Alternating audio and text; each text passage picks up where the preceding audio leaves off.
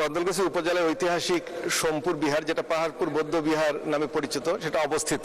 এটা খ্রিস্টীয় অষ্টম শতকের শেষে এবং নবম শতকের শুরুতে এই বিহারটি, মহাবিহারটি স্থাপিত হয়, যেখানে আমাদের দক্ষিণ এশিয়া, তিব্বত, দক্ষিণ পূর্ব এশিয়া থেকে শিক্ষার্থীরা জ্ঞান অর্জনের জন্য আমাদের এই মহাবিহারে আসতেন।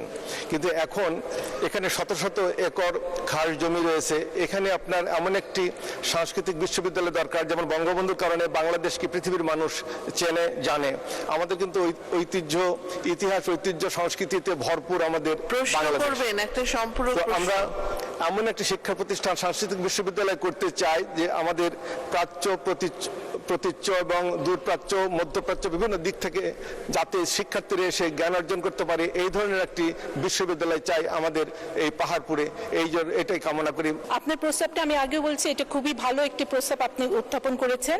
এটা আমাদের আপাতত পরিকল্পনায় নাই, কিন্তু আগামী এই প্রস্তাবটি নিয়ে আমরা অবশ্যই কাজ করব এবং আপনাদের পাহাড়পুর আমরা সবাই মিলে এবং মাননীয় শিক্ষামন্ত্রীকে নিয়ে আমি অবশ্যই ওইখানে যাব।